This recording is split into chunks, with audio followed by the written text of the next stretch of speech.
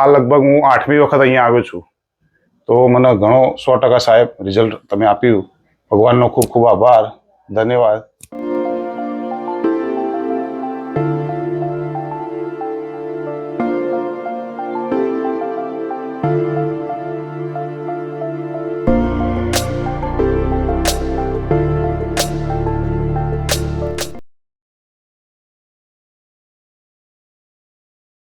તો દરેક પ્રભુજી અને માતાજીઓને મારા જય શ્રી કૃષ્ણ, જય સીતારામ. તો મિત્રો આપણી સાથે અત્યારે ભરત પ્રભુજી છે, જેને પણ L5 ને S1 માં એટલી બધી ગાદી દબાતી હતી, જેઓ ચાલી નહોતા શકતા, બેસી પણ નહોતા શકતા અને પકડીને લાવેલા.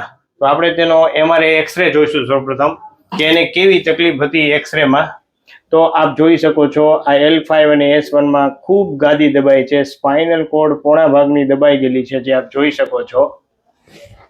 આપ જે જોઈ શકો છો આ ગાદી ખૂબ દબાયેલી અને એને હિસાબે એને ફૂલ તકલીફ, એટલે કે ખૂબ તકલીફ છે. તો આપણે ભરત પ્રભુજીને તે પૂછીએ કે એને કેવી તકલીફ હતી. પ્રભુ, આપ ક્યાંથી આવો છો અને શું તકલીફ થતી હતી? હું મહેસાણા જિલ્લામાંથી આવું છું સાહેબ. બાલિયાસણ મારું ગામ છે અને મને આ તકલીફ લગભગ વધી ગઈ હતી તકલીફો. વાયા મેં યુટ્યુબ ઉપર વિડીયો જોયા અને વિડીયો જોઈને અહીંયા હું આવ્યો વિડીયોના માધ્યમથી. અને અહીંયા આવ્યો એટલે મેં જોયું કે ઘણા લોકો અહીંયા આવે છે, એમને પણ સારું થાય છે. એટલે મેં સાહેબને વહેલા અહીંયા મળ્યો, એમને મારા રિપોર્ટ જોયા. મને કે ભરતભાઈ, તમારે ઓપરેશન કરાવવાની જરૂર નથી, હું તમને સાજા કરી દઈશ. રિપોર્ટ બીજા 2-3 જગ્યાએ મેં અમદાવાદમાં પણ બતાવેલા, પણ ત્યાં આગળ મને એવું કીધેલું કે ભરતભાઈ, તમારે ઓપરેશનની જરૂર છે, ઓપરેશન કરાવવું પડશે તમારે. એટલે મેં એવું કીધું કે ઓપરેશન મારે નથી કરાવવું. તો એ લોકોએ મને કીધું કે ઓપરેશન વગર તમારે છૂટકો નથી. પણ હું અહીંયા ભાવનગર આવ્યો સાહેબ દર્શન કામોટીના ત્યાં, તો મને એવું લાગ્યું કે અહીંયા મને આરામ થઈ જશે. આ લગભગ હું 8મી વખત અહીંયા આવ્યો છું, તો મને ઘણો 100% સાહેબ રિઝલ્ટ તમે આપ્યું. ભગવાનનો ખૂબ ખૂબ આભાર, ધન્યવાદ. તો મારા જે આ ડાબો પગ ખરો ને, એ બિલકુલ પકડાઈ જતો અને આટલાથી થોડું ચાલુ એટલે સીધી ખાલી ચડી જાય. એટલે પછી મારે ત્યાં બેસી જવું પડતું.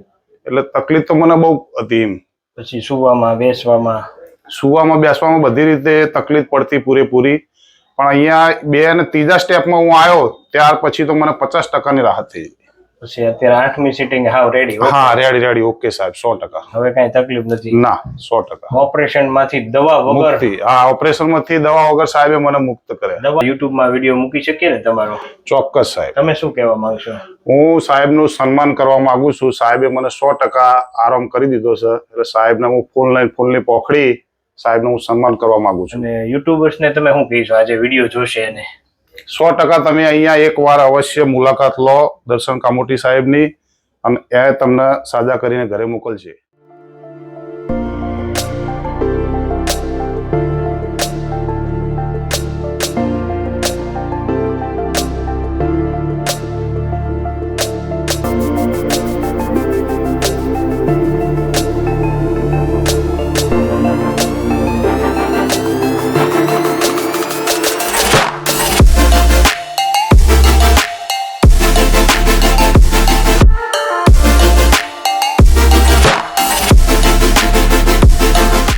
તમને કેવી આમ ખુશી થાય છે? ખુશી તો સાહેબ જબરજસ્ત ફિલિંગ થાય કે સારું, કોઈ આશા જ નથી કે આપણે આટલું બધું વ્યવસ્થિત કમ્ફર્ટેબલ થઈ જઈશું. સરસ, ખૂબ ખૂબ આભાર પ્રભુ, ધન્યવાદ. તો મિત્રો આપણી સાથે અત્યારે આ પ્રકાશભાઈ છે, ભરત પ્રભુજીના ભાઈ છે.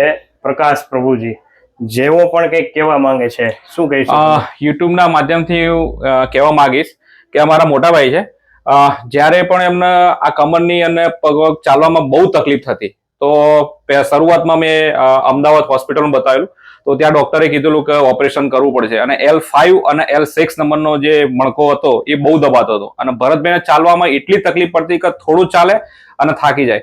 જ્યારે સાહેબનો મેં યુટ્યુબની અંદર વિડીયો જોયો ત્યારે ખબર પડી કે અહીંયા સરનામું લીધું, એક ફોન કર્યો તો કે હા સાહેબને ત્યાં અમને વિઝિટમાં અત્યારે તમને નહીં મળે, એટલું બધું બુકિંગ છે. તો અમે ત્યાંથી નીકળ્યા. મેં કીધું ત્યાં સાહેબની મુલાકાત લઈએ. તો જ્યારે સાહેબના ત્યાં આવ્યા અને સાહેબને અમે રિક્વેસ્ટ કરીને અમારું કામ થઈ ગયું અને 1 દિવસ આવ્યા, 1 મહિનો આવ્યા, 2જો મહિનો આવ્યા, 3જો મહિનો આવ્યા, આજે અમારો 8મો મહિનો છે.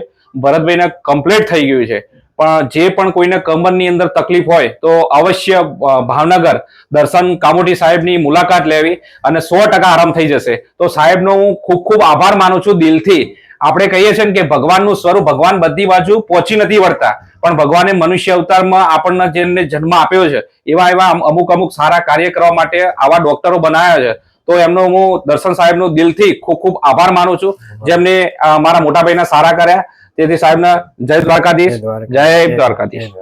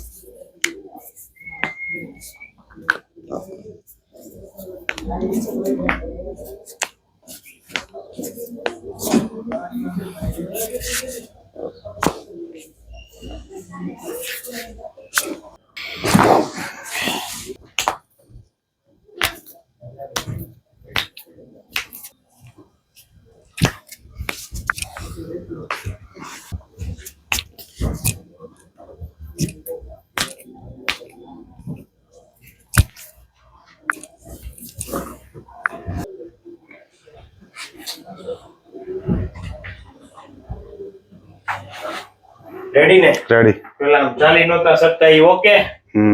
ઓકે.